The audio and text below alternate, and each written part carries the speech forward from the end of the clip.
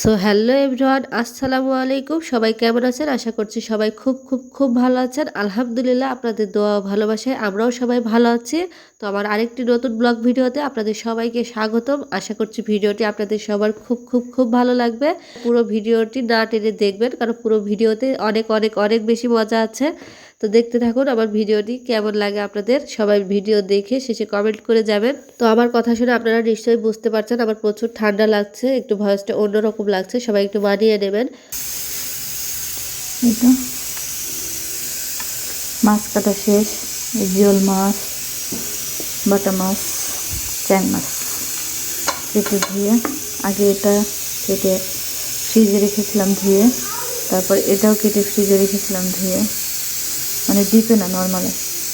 তারপরে এটা এখন পরিষ্কার করে নিয়েছে। আমি সব কিছু সুন্দর মতো বাটিতে বাটিতে করে সেট করে ডিপে রাখবো, কারণ ওগুলো যদি বাইরে রাখতাম না ধুয়ে তাহলে পচে যেত আর কি, যেহেতু এই মাছটা খুব তাড়াতাড়ি নরম। তো এই জন্য কেটে ধুয়ে ফ্রিজে রেখেছিলাম নর্মালে। এখন সব একসাথে বের করে নিয়েছি, এগুলো এখন ভালো করে সুন্দর মতো প্যাকেটিং করে ফ্রিজে রাখবো। আল্লাহ, তোমার কাছে কোটি কোটি শুকরিয়া এরকম একটা বদ দেওয়ার জন্য। আর পুরো কি হয়ে যাবেন, কালো হয়ে যাবেন।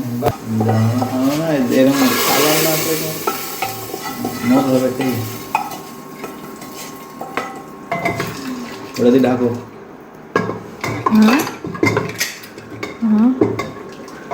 তো গাইস, সবাই ভালো করে দেখো, আমার বর আমাকে রান্না করে খাওয়াচ্ছে। উল্টে গেল, উল্টে গেল, ধরো ধরো ধরো, ওই চুলার পর দিত ওই সময় তো ফুটে। তো কার কার বর রান্না করে খাওয়ায় সবাই কমেন্ট করে জানাবা। ডাল রান্না করছে সেরা রাঁধুনি।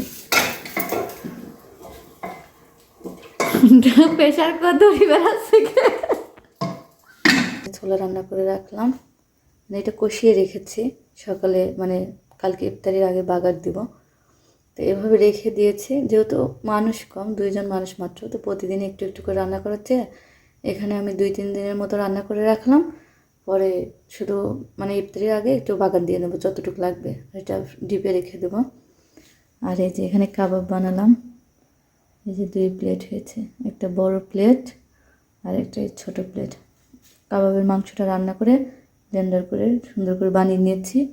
এবার ডিপে রাখবো আর কি। ডিপে রাখলে এটা যে শক্ত হয়ে যাবে, তখন একটা কন্টেনারে করে রেখে দেবো ডিপে। যখন ভাজবো তখন বের করবো আর ভাজবো, কোনো ঝামেলা থাকবে না। আর এখন যেহেতু মানে কাবাবের মাংসে তো লবণ চাকাটা ইম্পর্টেন্ট, তো আন্দাজে বানালে তখন যদি লবণ কম বেশি হয়, এর জন্য আগে থেকে বানিয়ে রাখলাম। লবণটাও টেস্ট করা হয়ে গেল, আর এটা বানানো হয়ে গেল, পরে খাটনিটাও কম হবে। জাস্ট ইফতারের আগে কয়েকটা বের করে ভেজে নেব।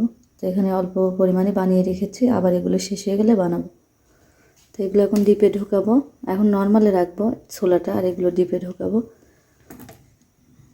এখানে ফলমূল কাটা শুরু করে দিছি, আর এই যে পেঁয়াজ ভাজা শেষ, এখানে স্ট্রবেরি, খেজুর, আর এই যে বেগুনি ভাজতেছি।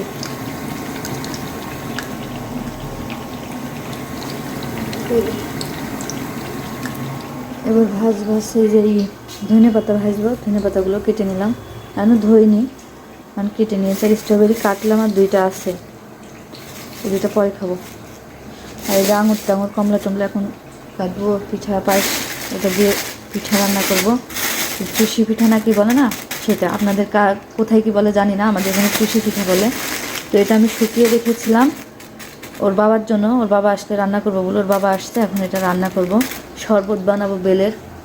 তো চলুন দেখাই আজকের ইফতারিতে কি কি আছে। তো বাজারঘাট করে অনেক ক্লান্ত, তো বেশি ইফতারি বানাইনি। এখানে আছে ছোলা, বেগুনি, তারপর আঙুর, কমলা, স্ট্রবেরি, খেজুর, ধনিয়া পাতার পাকোড়া, তারপর পেঁয়াজু, শসা, তারপরে কি বলে গুড়ের শরবত, মিষ্টির শরবত, এমনিতে নর্মাল পানি।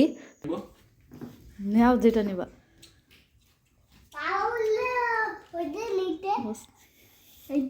তো নাও, যাও, মজা সুন্দর করে দাও। ঠিক আছে, যাও। তো যাই হোক, ভিডিওটি ভালো লাগলে প্লিজ বেশি বেশি লাইক কমেন্ট শেয়ার করে দিবেন আর আমাদের জন্য দোয়া করবেন। সবাই ভালো থাকবেন, সুস্থ থাকবেন। আজকের মতো এখানে শেষ করছি। খোদা হাফেজ।